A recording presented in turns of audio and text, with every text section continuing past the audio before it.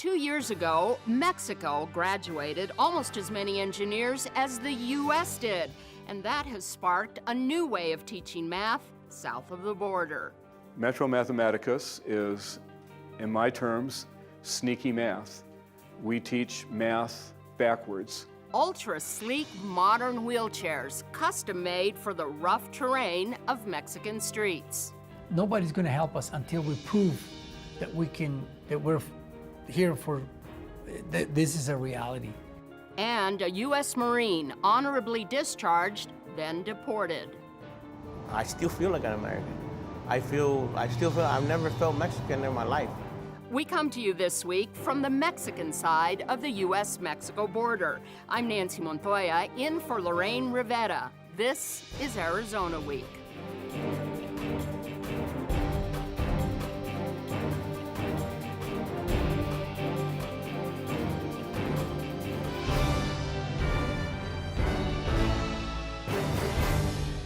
The U.S.-Mexico border, the people, the politics, the proposals, very often dominate the news cycle. So we begin this week with an update from Christopher Conover on all the headlines impacting the border region.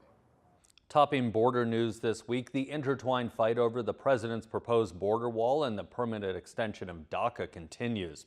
President Trump announced any deal to take care of those granted protection under the Deferred Action for Childhood Arrivals program must include an overhaul of the green card system, a crackdown on unaccompanied minors coming to the U.S., especially those from Central America, and the building of a wall along the U.S.-Mexico border.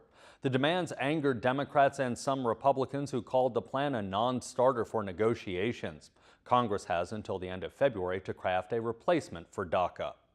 The new Border Patrol chief for the Tucson sector met with the media for the first time a few days ago. During the meeting, he laid out his plans for securing the U.S.-Mexico border.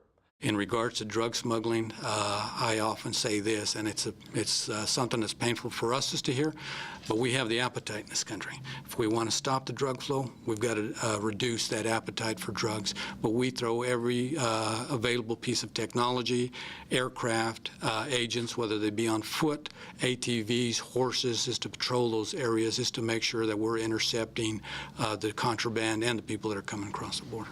Chief Karish took over as the top agent in the Tucson sector in August. He began his Border Patrol career in 1986. Before that, he spent 2 years as an El Paso police officer. In the past 5 years, the graduation rate for Mexican engineers has more than tripled, outpacing any other country in the world. That from Britain's Royal Academy of Engineers. One math teacher here in Nogales, Sonora told me Mexicans love math. Orale, I'm a tough guy. Tough guys don't do math. Tough guys deep fried chicken for a living. Pues orale, you want a wing or a leg, man? In the 1988 movie, Stand and Deliver, Edward James Olmos portrays the true story of high school math teacher Jaime Escalante in East LA's Garfield High. Escalante takes a failing group of Mexican and first-generation Mexican-American students into the world of calculus. It is the information in this next scene that has always inspired the Mexican passion for math. Did you know that neither the Greeks nor the Romans were capable of using the concept of zero? It was your ancestors, the Mayas, who first contemplated the zero, the absence of value. True story. You burros have math in your blood. Now, while many civilizations lay claim to discovering zero, the fact remains that the Mayan civilization figured out the concept of zero 1,000 years before the Europeans did.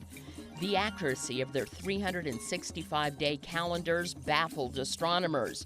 Mayan astronomers also accurately tracked the sun and the moon and the planets. And it was this ancient culture that by 700 years before the birth of Christ had invented a writing system, and they published thousands of books. Fast forward to 2006, to the Mexican presidency of Felipe Calderón. Mexico is a young country, but a very old nation.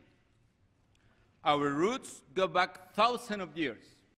An intellectual who earned 2 master's degrees, one from Harvard University.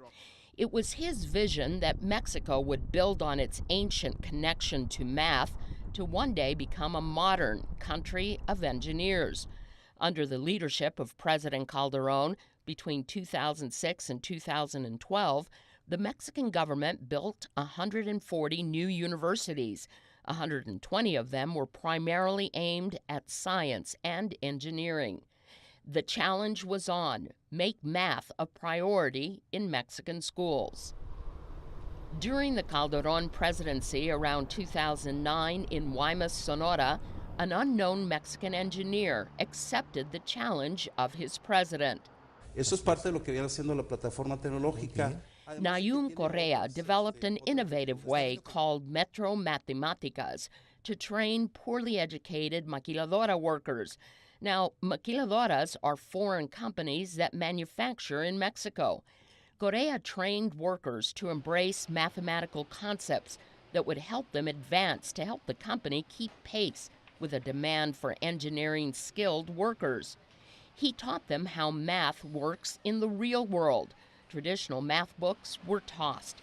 Instead, Correa taught workers how math played into their everyday jobs.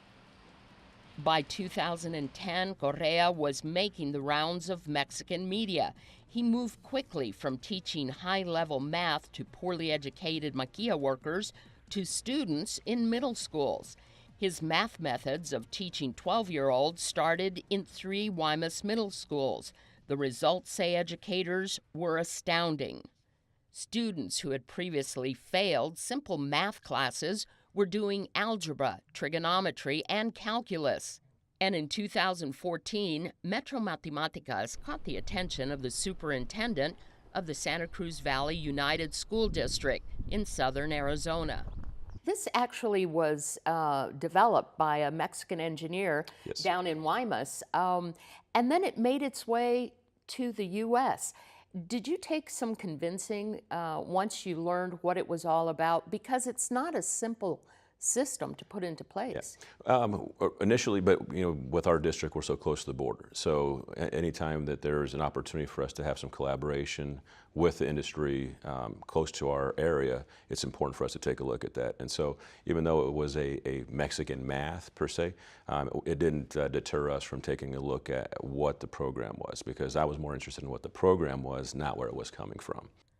A retired Raytheon engineer would become one of the first Metro Mathematicas teachers outside of Mexico. My name is Tom Maddock, and I am teaching Metro Mathematicas at Rio Rico High School. Okay, so go ahead and take your measurements on the coordinate measuring machine. Measure in millimeters. Use the requirements for Theorem 2 to take your measurements. Metro Mathematicas is, in my terms, sneaky math. We teach math backwards. We go from real-world things that we can measure, and then we go backwards and figure out the math that created the real-world thing. Metro Mathematicas has transformed classrooms into laboratories where each student is assigned a lab coat, and they get to work not from a whiteboard, but using real equipment. This is a metrology lab. Metrology is the science of weighing and measuring. It is a very special place, especially when you think of going back to Raytheon. If this shows up and Raytheon looks at it, they're going to look at this metrology lab and they're going to go like, our lab isn't even that nice. My name is Brianna Dominguez, a freshman at Rio Rico High School. When I first walked into this class, I was nervous because I thought it was going to be challenging. The things he said was confusing first. My name is Aiden Solis, and I am a 9th grader at Rio Rico High School. When I first walked into the classroom, I was a little nervous, not sure if I could handle all the materials and tools we would use. I used to do math with just problems with the teacher explaining them on the whiteboard, and then we would practice them on the worksheet. Now here, we use tools and different formulas for everything. Aiden has kind of blossomed. I think he really gets the class. He doesn't, when I throw a curveball, when I change something or I want them to think critically, it doesn't panic him. He just sits there and rolls with the concept and then thinks about it for a while and has that aha moment. What do you think, Aiden? Between 19 and 20, it's just 5 away. It's going to help me out in the future because I'm thinking about getting a career related to, science, technology, engineering, or math. And that's what this class is about, this program. Brianna is, I think, at that point in her life where I think she really wants to, and she's really smart about math and science, but it may not be cool for a girl to be good at those things. But this class lets her do it. Is it working? I think in the end, that's what parents, that's what funders, that's what the educational system wants to know. Is it working? Yes, we just received our last AZ merit scores, and the students that were in the applied mathematics, the Metro Mathematics program, actually scored higher than our other math students. And we're trying to figure out if that was because they essentially had 2 math classes, but we feel that the actual lab portion of it, of applying what they're learning in the classroom, is really getting them to learn math, because you can learn all you want, pencil, paper, but when you actually have to now apply it to a real life problem, we think that's the approach that is really going to help our students grow and continue to be successful. This class is pretty radical when you sit back and you look at a traditional math class. Metro Mathematicas, radical? Maybe. Innovative? Absolutely. Our next story profiles another engineering feat that is helping many disabled get back on their feet. I'm Zach Ziegler. There are towns and villages across Mexico where the streets are difficult to maneuver. There are few wheelchair-accessible sidewalks and ramps. Prosthetics can cost into the thousands of dollars, so many poor and disabled Mexicans resort to creative engineering feats. This empty bleach container, with its elaborate configuration of foam, sticks, and wires, formed a makeshift prosthetic leg.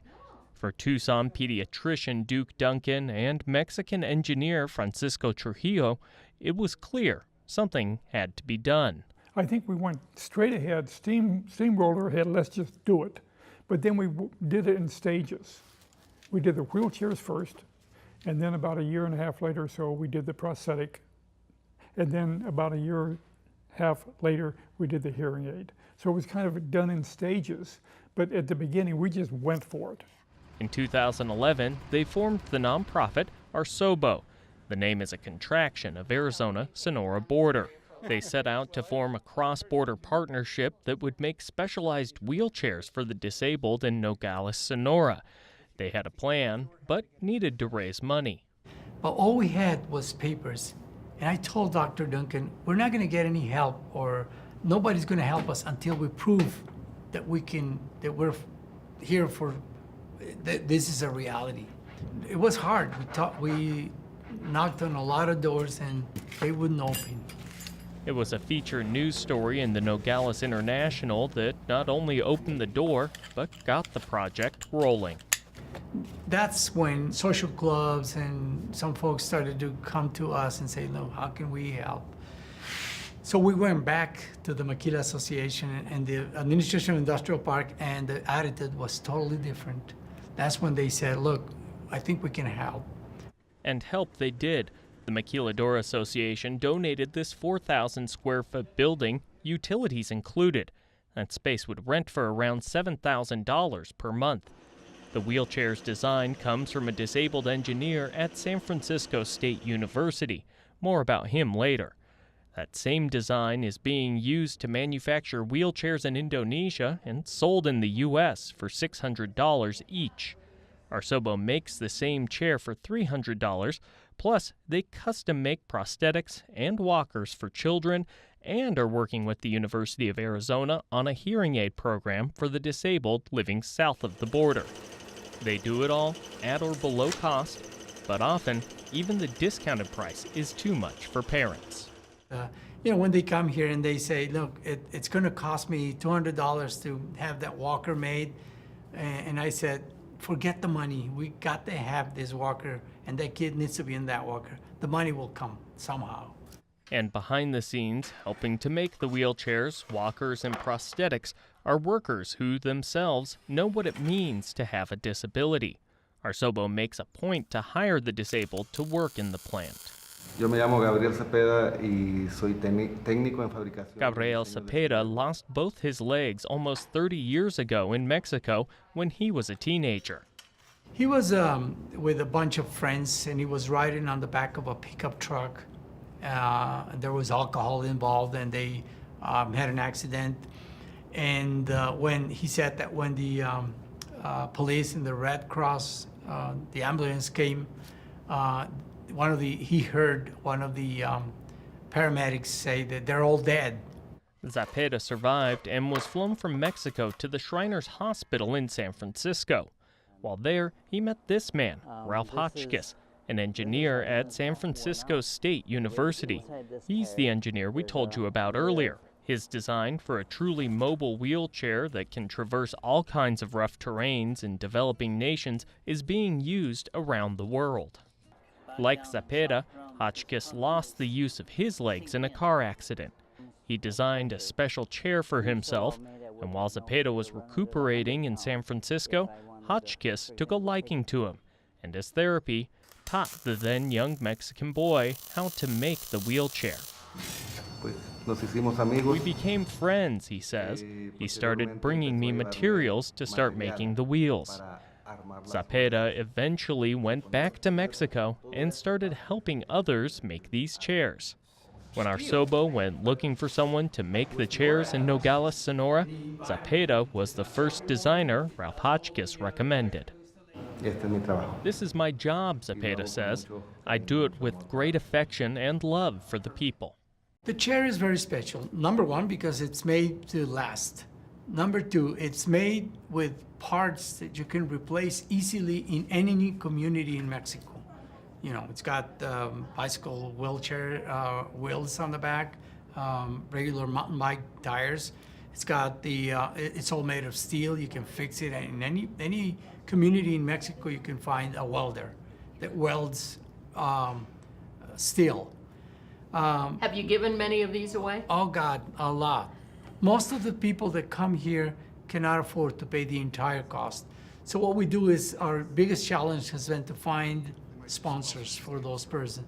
I'm Alma Cota de Yañez. I work as an executive director for a kind of community foundation in Mexico called FESAC, Fundación del Empresariado Sonorense. It's a business-based community foundation. FESAC has been with Arsobo almost since the beginning, finding the sponsors, the money, and keeping the dream alive. I thought, really, for us, this was the organization that we thought it was going to take the longest to accomplish what has been accomplished in the last 5 years. It's an amazing project because of the bike collaboration of two countries, of two sides of the border, focusing on the well-being of the disabled. I think the message is that there are resources everywhere, and you have to identify what those resources are. And it's not a matter of the people from the United States going to Mexico and giving all the time. That's not the message. The message is, okay, what are the resources there? How can you tap into them? And in every community there are resources, and the resources are people. That is your resource. And what you have to find out is three things. You have to find out what people's talents are, what they were born with, what their skills are, what they've been trained to do, and then what their passions are. Do you like to cook? I do. Well, when you cook, you have those ingredients that mean nothing by themselves, and once you put them together, you can have the best thing. And someone else can have a different recipe with it. Well, this is exactly for me that. Everyone put a little bit of an ingredient, and it turned out to be the greatest dish. In this next story, we go from building coalitions to a man living isolated without a country. 7 days a week, across the border in Nogales, Sonora, he makes the short walk from his house to where he works. He was born, but not raised, a Mexican. My name is Joel Diaz Rincon. I'm a U.S. military veteran from the Marine Corps. I served in the Marine Corps from June 4th, 1991 to October 12th, 1994. That's right, Joel Rincon was a U.S. Marine. But if you talk to any Marine, you know that once a Marine, always a Marine. Rincon was brought to the U.S. as a small child and grew up in California. He is one of an estimated up to 3,000 U.S. vets who entered the U.S. military as non-U.S. citizens, honorably discharged, granted alien residency, but then deported when they broke the law after having served. Served our country, many in combat, and now, because of the crime they committed, when they were released from prison after paying their debt to society, they were picked up by ICE or Border Patrol and immediately deported. Arizona Congressman Raul Grijalva and Senator Tammy Duckworth from Illinois have introduced similar bills in the House and the Senate to give these deported U.S. veterans a chance to redeem themselves and come home. And they found reality hit them as soon as they were done with whatever penalty they had been given because of the crime or infraction that they committed, that they were suddenly had no rights of a citizen to go back to their community. And that's when the enforcement side of the immigration law took over, and they were immediately deported. Now, Rincon admits he was on probation for a domestic violence charge when he was caught driving a stolen vehicle. He pleaded guilty and served 1 year in jail. What happened next, he says, was shocking. His family was there to pick him up, but instead... When I was done with my prison sentence, I thought I was going to be released. However, to my surprise, there was an immigration officer waiting for me. They said I had a removal order. I didn't understand why, because I thought I was a citizen the whole time. When I joined the military, they told me I would automatically be a citizen. And they didn't give me the option to post bail and maybe hire myself an attorney to fight my deportation order. They said that was not an option, that I was considered a dangerous felon, even though I was felony 6, which is the lowest in the state of Arizona, next to a misdemeanor. We know they did something wrong, they paid for it, and now they're paying again. Many of them removed from their communities that they knew no other community except the one that they lived in here in the United States. When I was deported, the judge ordered the deportation, executed the order, and that same night, at 10 o'clock at night, we were roll up our stuff. They told us to come and pick up our belongings, our legal papers. We were loaded up into a van and taken to another detention center, picked up a couple more deportees. When I got to Nogales, it was cold, it was freezing in January of 2001. I only had a t-shirt on, and they told us, here's your paperwork, good luck. We didn't have a lunch, we didn't have nothing. So it was up to us to survive, and it was a strange country. I haven't been here since I was a kid. The numbers vary from 1,700 to 3,100. They're all over the country, every border community, from Tijuana to El Paso to Matamoros to Calexico and Nogales, San Luis. They're there. In the Philippines, in South Korea, and the Caribbeans. These vets have been left to fend for themselves, says Grijalva. Most are deported back to Mexico, and like Joel Rincon, were left numb from it all. I was lost, and I was waiting for the daylight to buy a phone card because I didn't have a phone to call my family or collect call. So I was pretty desperate, very desperate, almost to the point where I was crying. But being a Marine, says Rincon, he came up with a plan: get back home to Arizona at all costs. He called his sister. She came the very next morning, brought me some warm clothes, brought me some money, and I told her I was going to attempt to cross because there's no way I was going to stay here. I bought me some decent clothes, and I told her to stand by and wait for me to see if I made it across the border, and I did. Luckily for me, the officer was just too nice, or believed me, and let me go through with no problems. Rincon has been deported 3 other times. In 2005, he was working as a manager at a Denny's restaurant when an immigration officer mistook him for someone else. He was let go, but then rearrested when the officer ran his name, and it came back as in the country illegally. He was deported yet again. The circumstances were the same. Goodbye, good luck to you. Please don't come back.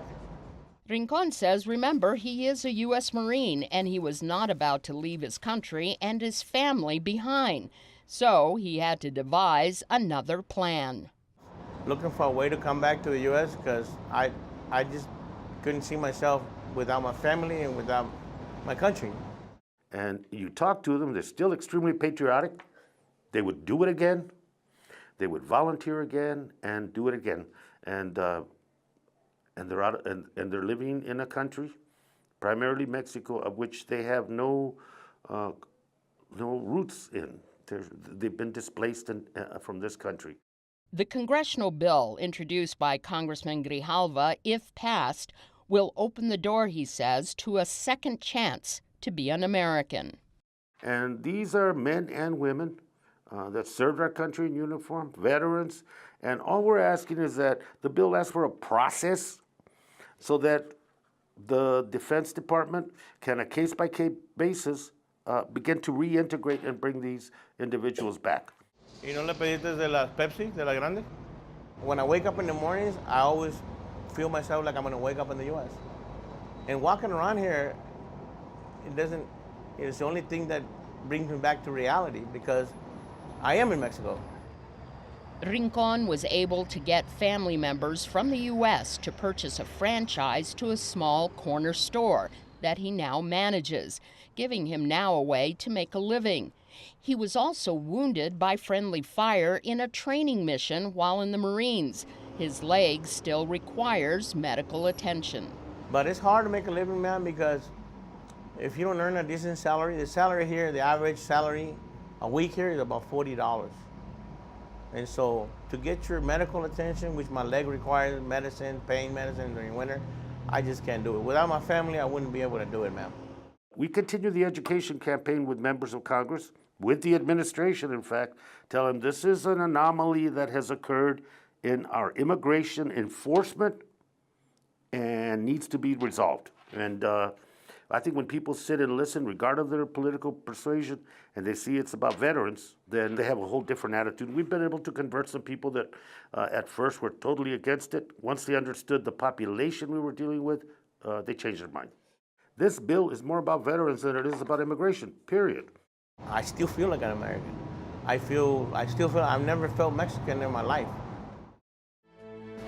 From California to Arizona to New Mexico and Texas, the U.S.-Mexico border spans almost 2,000 miles. Those who live and work along the border say it's a little bit Mexico and a little bit U.S. Arizona Public Media will continue to follow the stories that impact the border region. I'm Nancy Montoya. Thanks for watching.